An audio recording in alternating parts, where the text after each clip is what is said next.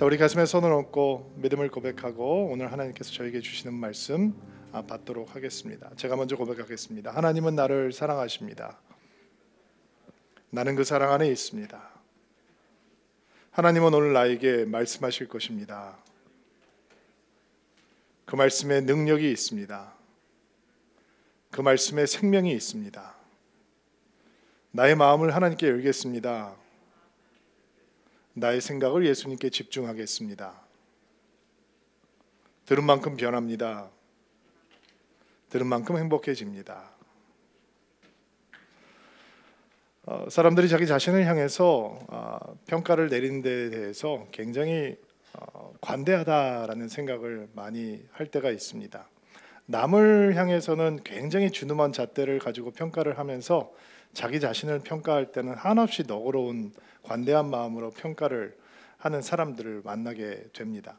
사실 지난 몇 년 동안 우리 사회에서 우리의 마음을 굉장히 불쾌하게 만들었던 굵직굵직한 사건들의 내면 가운데는 그런 마음이 들어있지 않습니까? 남이 하면 잘못됐지만 내가 하면은 아무런 문제가 없는 이런 위선적인 태도를 마음 때문에 사실은 우리가 상처를 받고 실망을 하게 되는 것이죠.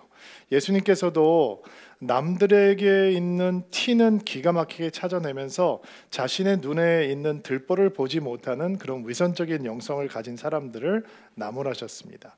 예수님 때로부터 2000년의 시간이 흘러갔지만 여전히 남의 눈에 있는 티는 기가 막히게 찾아내면서 자기 눈에 있는 들보를 보기는 거부하는 이런 위선적인 사람들의 모습은 변하지 않고 여전히 존재하는 것 같습니다.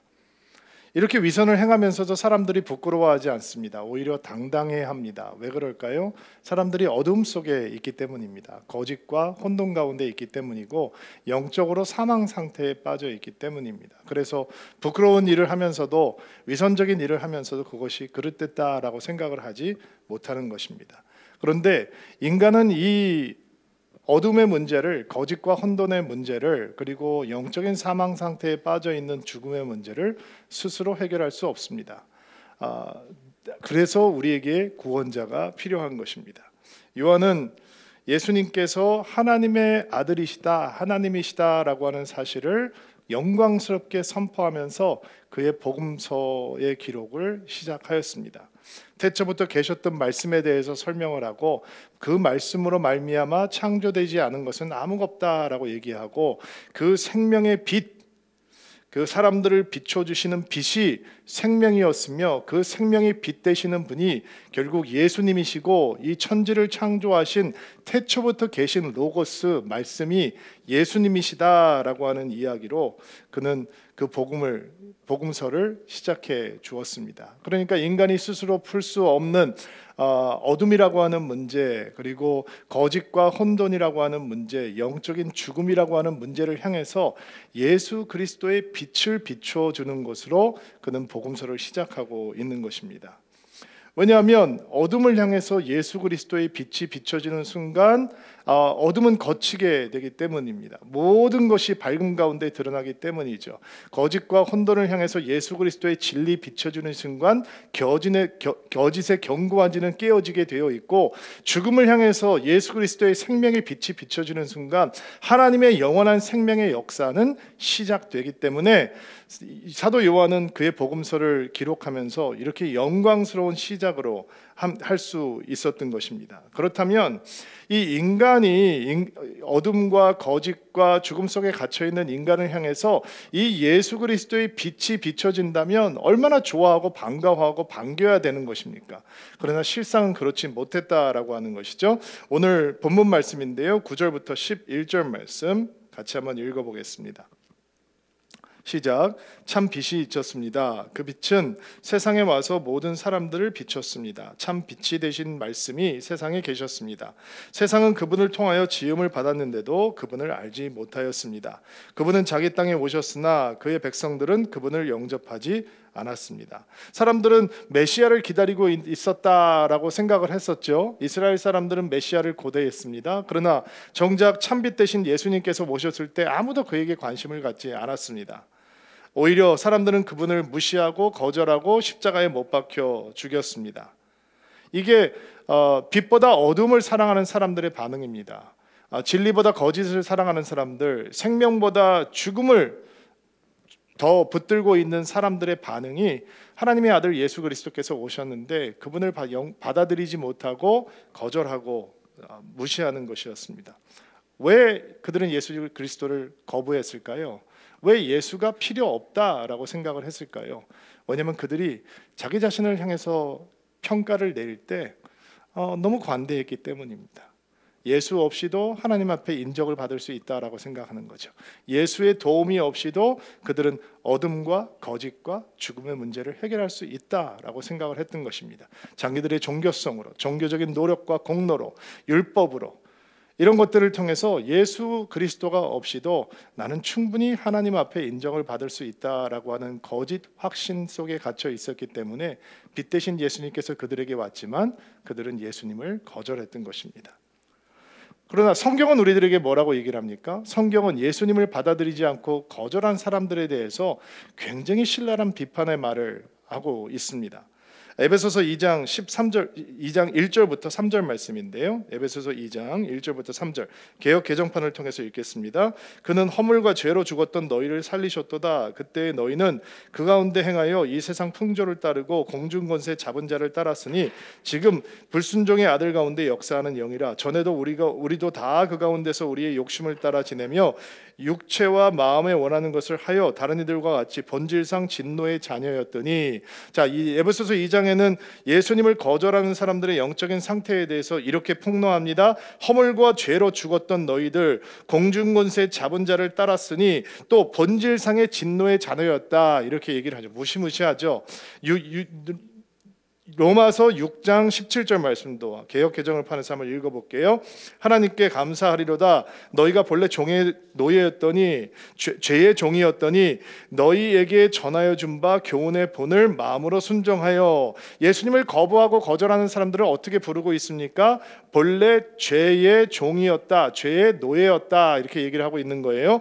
골로새서 1장 21절 말씀 읽을게요. 이전에는 여러분이 하나님과 단절되어 있었습니다. 여러분의 악한 행실 때문에 하나님과 멀어져서 마음으로는 하나님과 원수가 되고 만 것입니다. 하나님의 원수가 되었다라고 하는 거 얼마나 무서운 이야기들입니까? 예수님을 거절하는 사람들, 죄와 허물로 죽었고 본질상의 진노의 자녀였고 죄의 노예가 되었고 하나님의 원수가 되었다. 이 예수님을 거부했던 사람들을 보여주는 표현들입니다. 그러나 전혀 다른 반응을 보였던 사람들도 있었습니다. 물론 소수의 사람들입니다. 사람들의 눈에는 그들이 전혀 중요하지 않은 존재였고 대부분 소외되고 무시당하고 살아가고 있던 사람들이었습니다. 그러나 그들은 예수님의 오심을 기뻐했습니다. 예수님을 마음으로 받아들였습니다. 예수님께서 태어나신 날 저녁에 천사들의 찬송 소리를 듣고 예수님께서 누워 계시는 마국간을 향해서 달려왔던 그 들판의 목자들 같은 사람들이 그런 사람들이었고 종교인들에게 철저하게 경멸당했음에도 불구하고 예수님을 향해서 나오기를 주저하지 않았던 세리와 죄인들이 바로 그들이었습니다. 그들은 성경 잘 모릅니다. 율법도 잘 지키지 않았습니까? 의식과 규례 이런 거 잘 모릅니다. 그러나 그들은 하나님을 향해서 바른 반응을 보였습니다. 어떤 반응이 하나님을 향한 바른 반응입니까? 12절 말씀 같이 한 목소리를 읽을게요. 그러나 누구든지 그분을 영접하는 사람들, 그분의 이름을 믿는 사람들에게는 하나님의 자녀가 되는 자격을 주셨습니다. 그들은 예수님을 영접하였습니다. 이 영접이라고 하는 단어가 구체적으로 어떤 의미를 갖고 있는지는 오늘 설교의 결론 부분에서 다루기로 하고요. 예수님을 영접하게 된 결과의 영광스러운 모습, 그 영광스러운 모습을 지금 좀 주목해 보려고 합니다. 그것은 바로 우리가 하나님의 자녀가 되는 자격을 갖게 되었다라는 것이죠. 개역 개정판 성경을 보면은 하나님의 자녀가 되는 권세를 주셨다 이렇게 표현을 했어요. 여기에서 자격, 권세로 번역이 되어 있는 원어는 특권이라고 하는 뜻을 가진 단어입니다. 하나님의 자녀가 되는 특권을 주셨다는 것입니다. 누구에게? 예수 그리스도를 영접하는 사람들에게. 그렇다면 하나님의 자녀가 되는 특권은 어떤 모습일까요? 어떤 것들이 그런 특권일까요?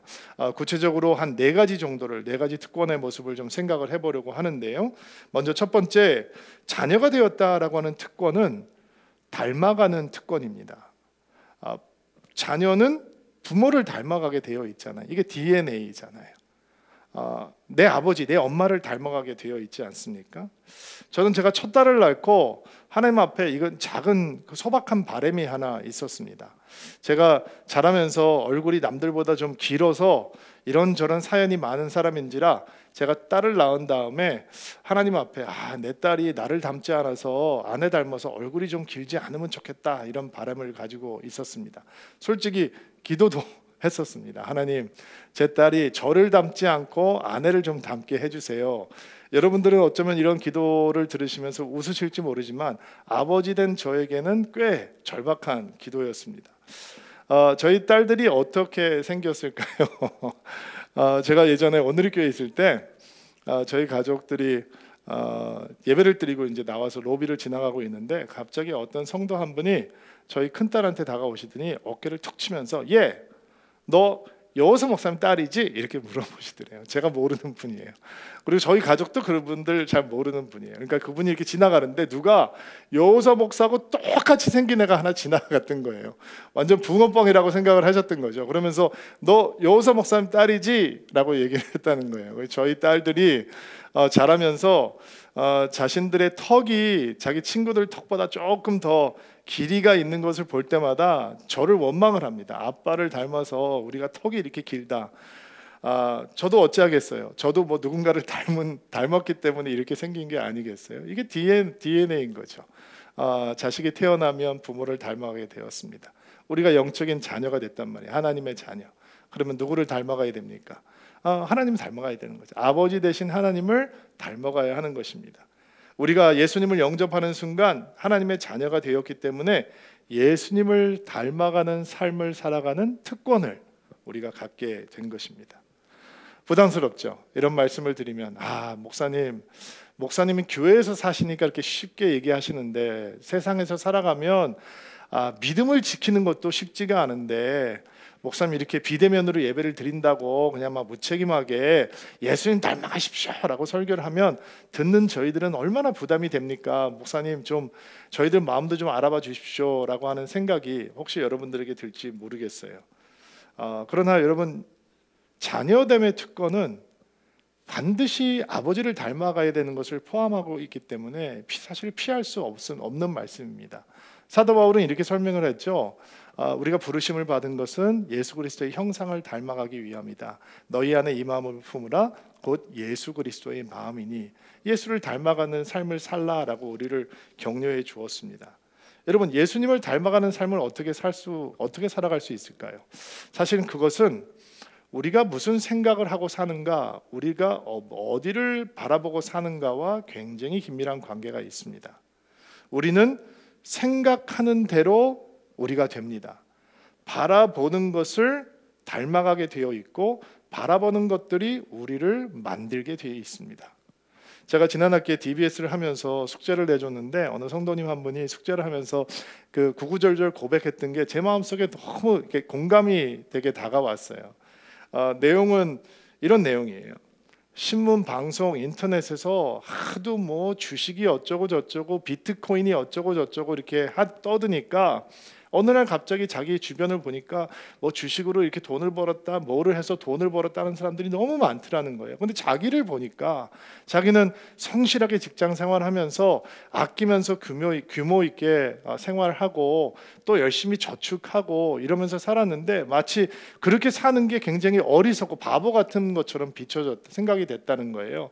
나도 어떻게 좀 이렇게 큰 돈을 벌 수 있는 찬스를 놓치고 있는 건 아닌가? 이런 생각을 해서 주변 사람들에게 말에 귀를 기울이면서 어느 정도의 자금을 확보해서 주식에 투자를 하기 시작했대요.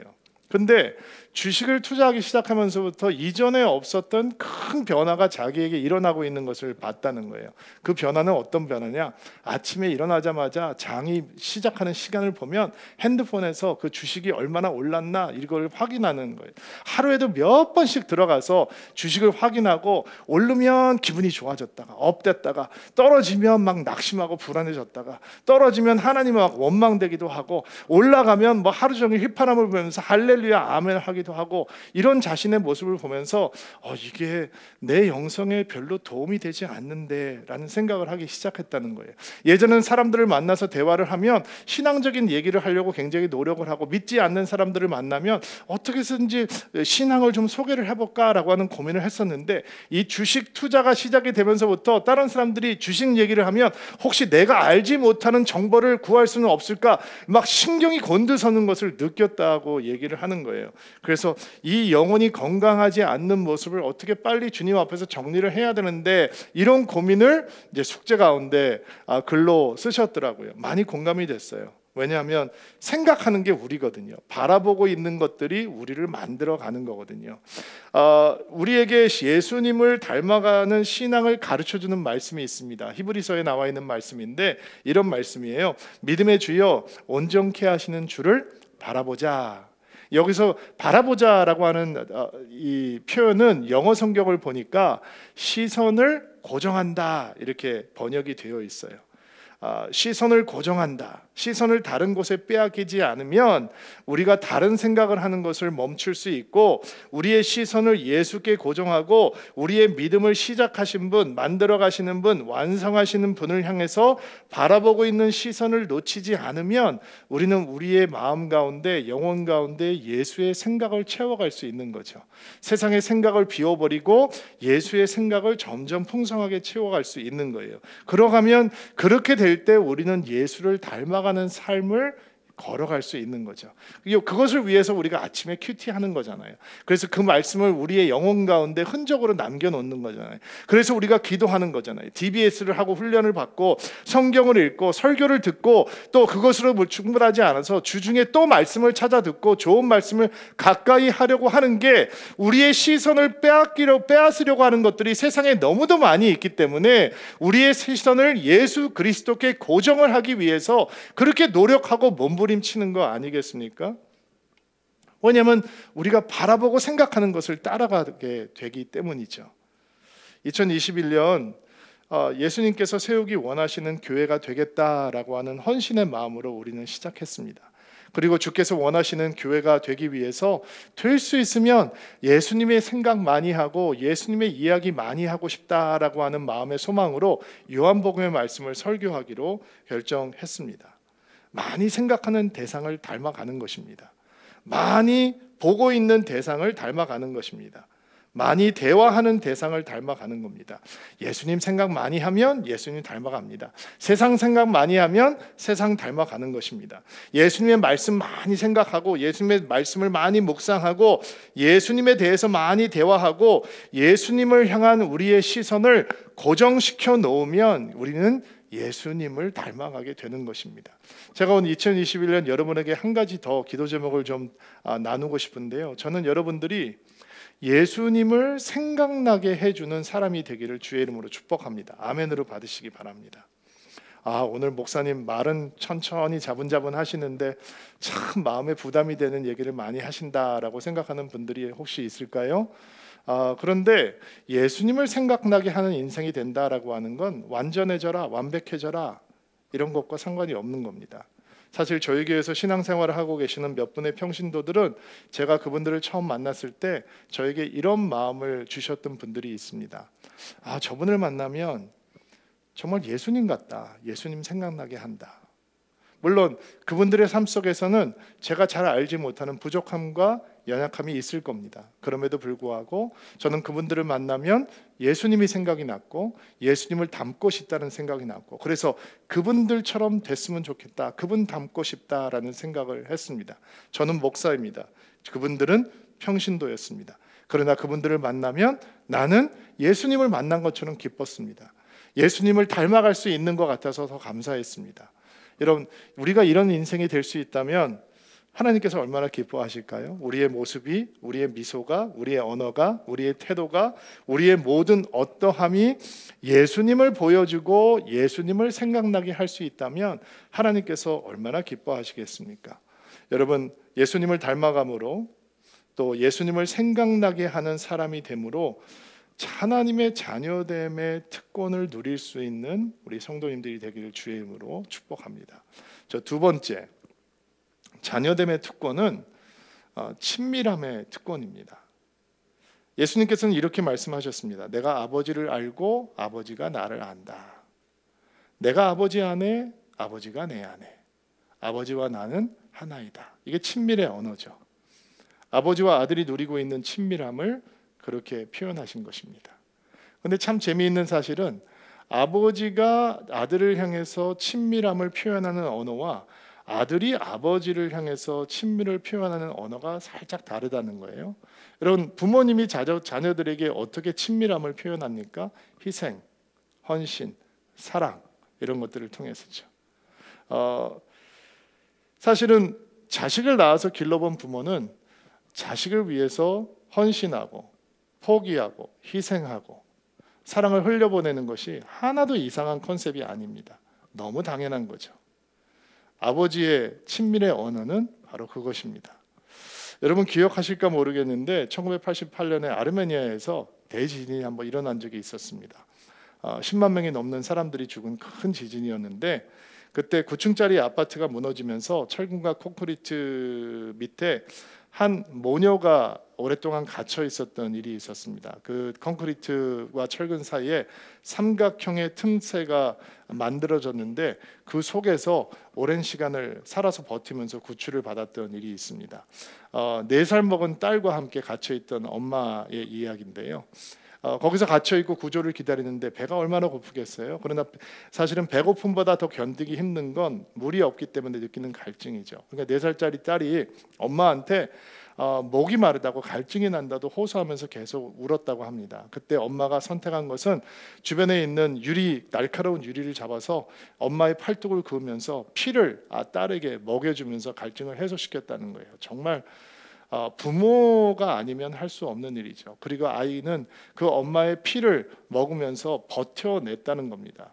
여러분, 이게 엄마가 보여주는 친밀함입니다. 희생, 헌신, 사랑. 그렇게 아버지는 자녀에게, 아들에게 친밀을 표현하는 겁니다. 아들이 보여주는 친밀함의 언어는 독립이어서는 안 됩니다. 의탁이어야 하고 의지여야 하는 것입니다. 여러분, 아이들이 자라면서 왜 부모님들과 충돌이 생기는지 아십니까? 왜냐하면 아이들이 독립을 원하기 때문입니다. 어렸을 때는 엄마가 아빠가 간섭하는 거 하나도 불편하지 않습니다. 근데 나이가 조금 들어가면서 엄마와 아빠와의 간섭을 불편하기 시작합니다. 그러니까 엄마 아빠를 밀어내는 거죠. 독립적인 영역을 원하는 거예요. 근데 엄마 아빠는 아이들에게 다가가고 싶으니까 그 독립을 견디지 못하고 충돌이 생기게 되는 것입니다. 예수님께서 가장 깊은 기도 속에서 이렇게 아버지에게 구하십니다. 내 뜻대로 마옵시고 아버지 뜻대로 하옵소서. 육신을 가지고 있는 예수님이셨기 때문에 십자가를 피하고 싶으셨습니다. 아버지의 뜻으로부터 독립을 원하시는 거죠. 그러나 기도의 깊은 곳에서 예수님은 독립을 포기하시고 하나님의 뜻에 자신을 의탁합니다. 하나님의 뜻이 더 좋다고 의지하기 시작하고 하나님의 뜻을, 자기의 뜻을 버리고 하나님의 뜻을 선택하시는 것입니다. 이것이 예수님께서 보여주시는 아버지를 향한 친밀함의 모습입니다. 아버지와 아들이 여러분 친밀해야죠. 친밀하지 않으면 그 자녀됨은 불행한 것에 불과하지 않겠습니까? 아버지와 아들이 친밀을 누릴 수 있는 통로는 무엇입니까? 시간과 대화죠. 우리는 그것을 기도라고 부릅니다. 예수님께서 새벽 미명에 일어나서 하나님과 시간을 보내셨던 이유도 늦은 시간 산속에서 혼자 기도하시면서 하나님과 시간을 보내셨던 이유도 바로 하나님과의 친밀을 이루어가는 대화요, 기도의 자리가 되었던 것입니다. 아버지와 아들이 친밀을 이루어가는 시간과 언어는 이렇게 기도입니다.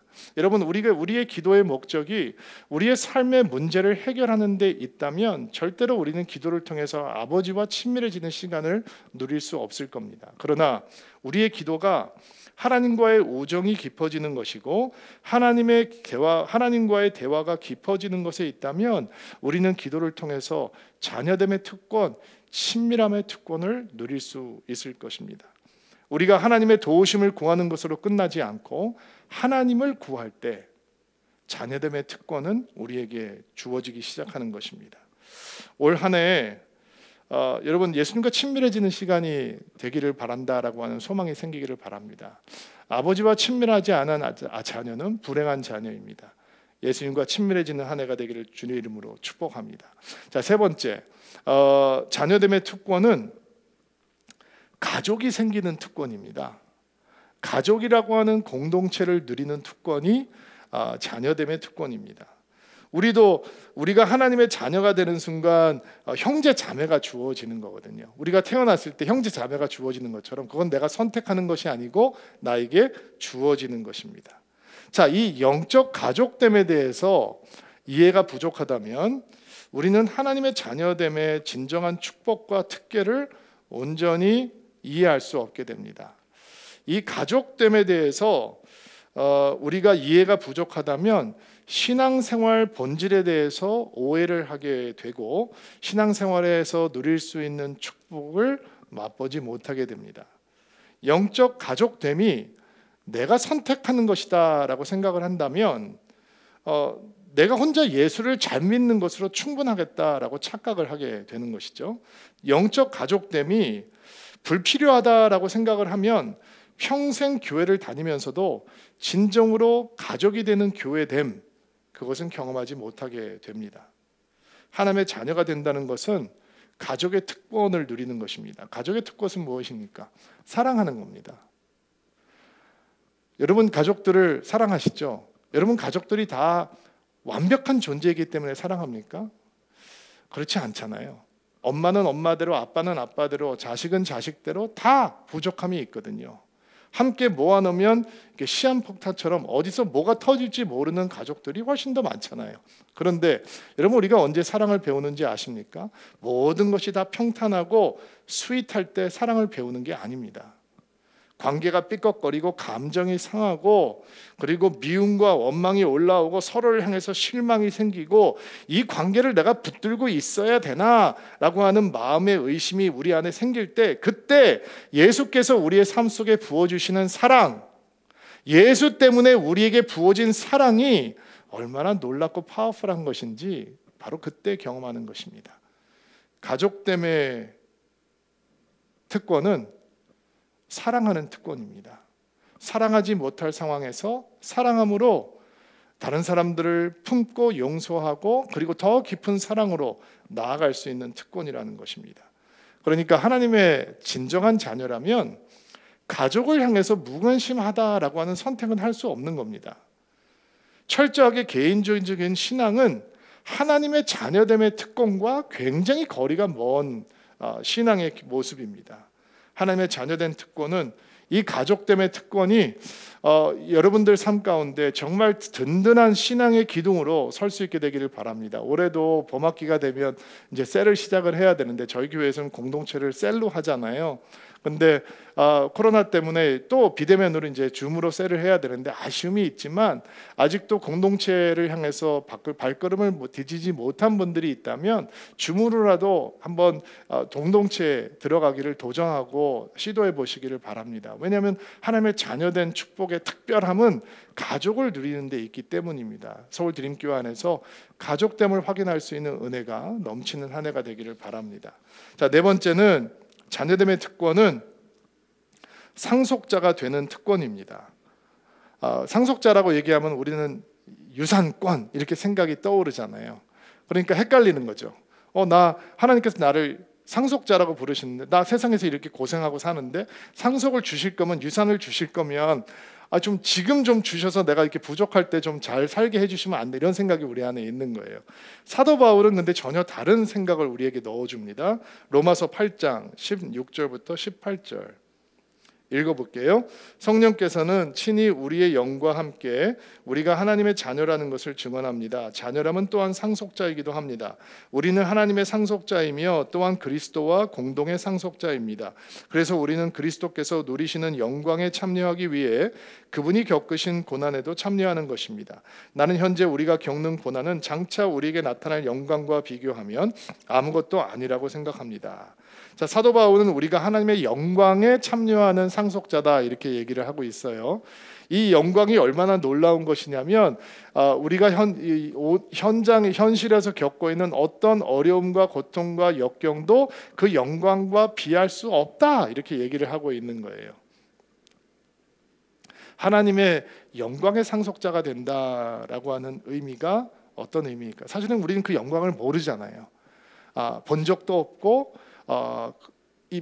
제대로 설명할 수 있는 능력도 우리에겐 존재하지 않아요. 그 하나님의 영광을 육신을 가지고 있는 우리가 어떻게 다 충분히 이해할 수 있겠어요? 그러나 하나님께서는 우리에게 너희가 영광의 상속자다라고 알려주세요. 그 이유는 무엇일까요? 이 땅에 살아가면서 우리가 너무도 많은 어려움과 힘든 상황들을 만나게 됐거든요. 그리고 믿음이 있다고 그것들이 피해가지 않아요. 그러니까 그런 이 땅에서 실망스러운 것, 낙심스러운 것들을 만날 때 하늘을 바라보고 하늘의 영광을 바라보고 그것을 붙들고 소망하고 인내하는 믿음으로 견뎌내라라고 하는 하나님의 말씀인 것입니다. 이 땅의 일로 인해서 낙심하지 않고 좌절하지 않고 하늘의 영광의 소망을 바라보며 오늘을 승리하고 살아라라고 하는 말씀이 그 안에 있는 것입니다.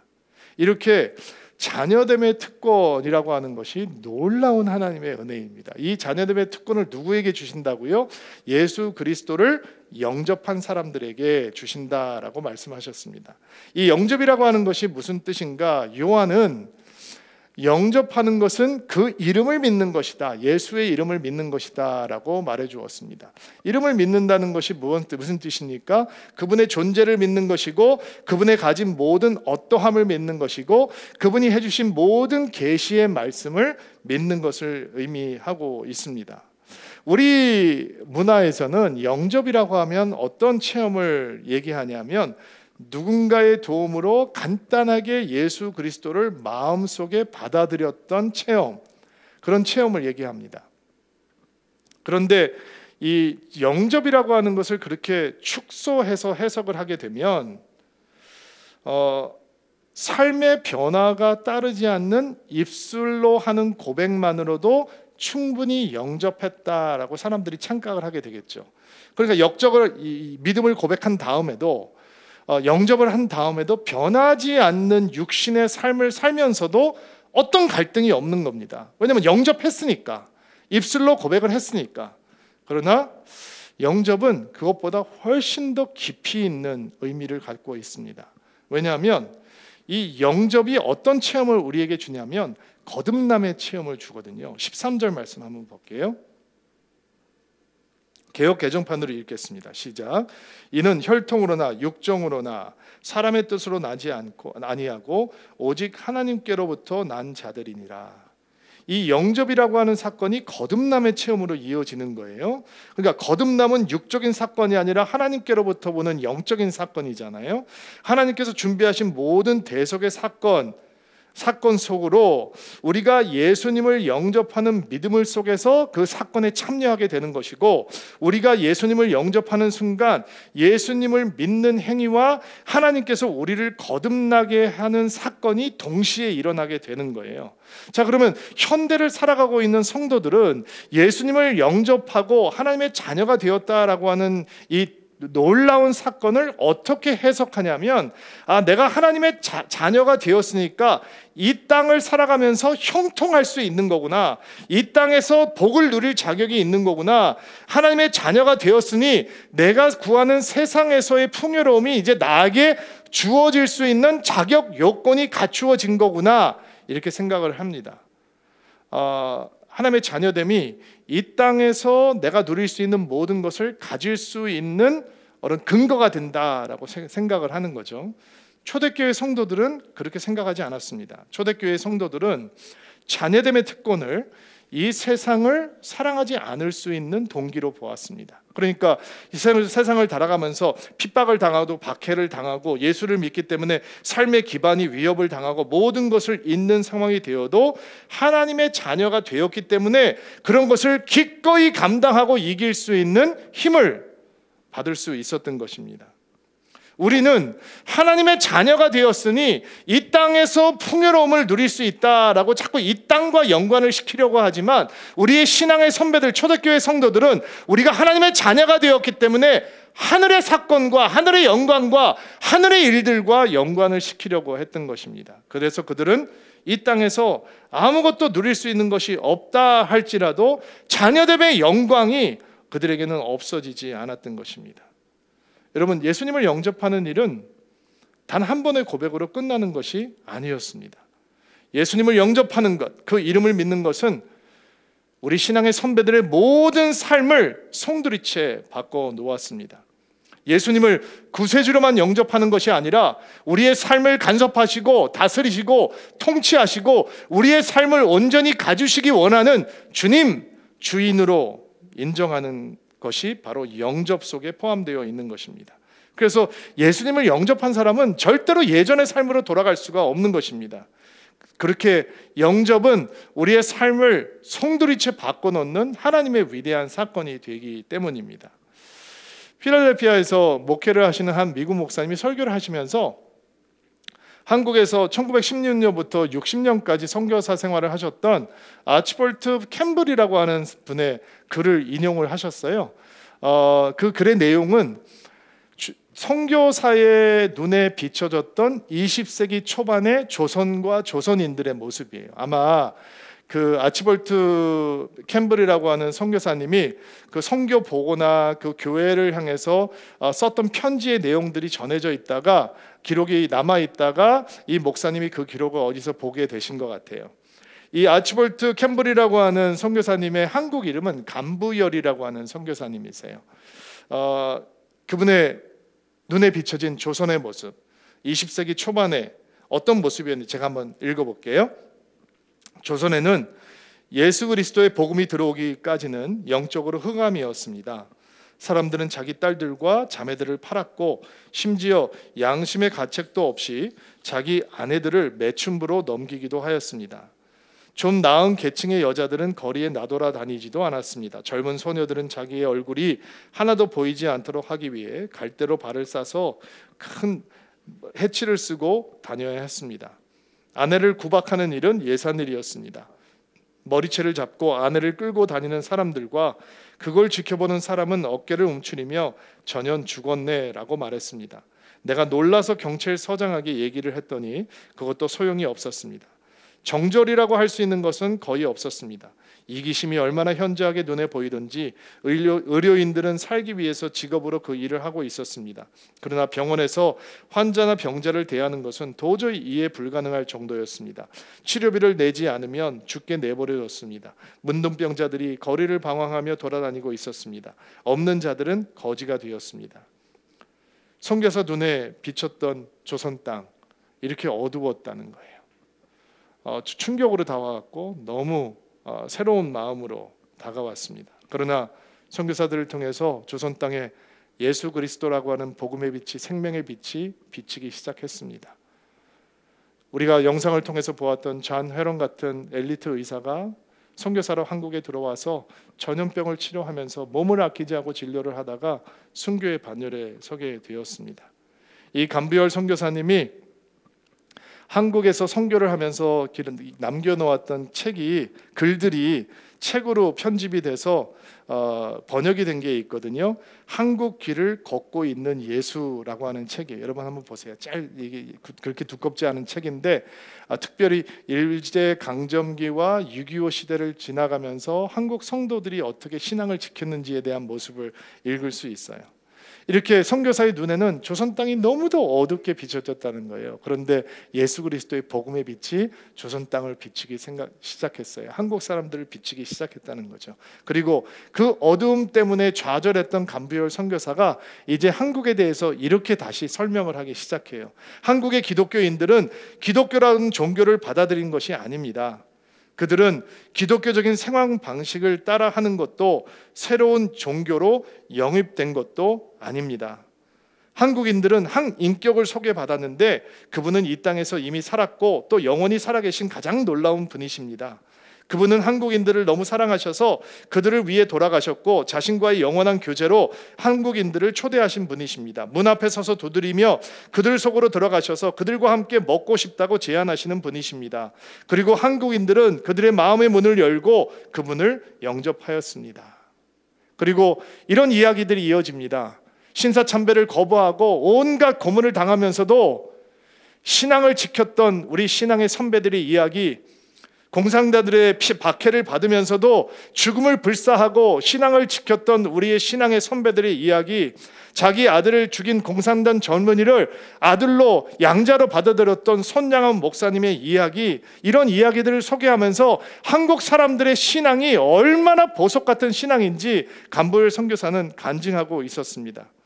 그들의 눈에 비쳤던 이제 한국 사람들은 예수 그리스도께서 십자가를 지고 죽으셨던 것처럼 자신의 십자가를 지고 어떤 대가를 치르더라도 신앙을 지켜나가는 그리스도의 참된 제자들로 비춰지고 있었던 것입니다.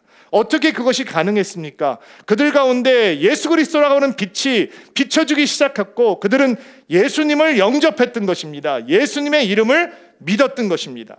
예수님을 영접하는 자, 그 이름을 믿는 자는 그저 예의 바른 지성적인 동의나 짤막한 주문보다 더 위대한 사건 속으로 들어가는 것입니다. 왜냐하면 그 결단은 삶의 모든 것을 바꾸는 것이기 때문에 그렇습니다. 인생의 주권을 주님 앞에 넘겨드리는 신앙의 고백이요 헌신이요 결단이기 때문에 그렇습니다. 여러분, 예수님을 영접하셨습니까? 그게 이렇게 놀라운 축복의 사건인 것입니다. 아직 예수님을 영접하지 못하셨습니까? 그렇다면 오늘 같은 시간 여러분은 하나님의 자녀됨의 특권을 누리기 위해 예수님을 가슴에 영접하고 그 이름을 믿음으로 하나님의 자녀가 되는 기쁨을 누리셔야 되는 것입니다. 오늘 이 말씀 붙들고 기도하기를 원하는데요, 우리 각자 있는 자리에서 머리를 숙이고 기도하는데 제가 오늘 여러분을 위해서 2번 기도하겠습니다. 첫 번째 기도는 교회를 다니시고 예배를 드리시면서도 내가 주님을 온전히 영접하지 못한 것 같다라고 하는 분들이 있을 수 있습니다.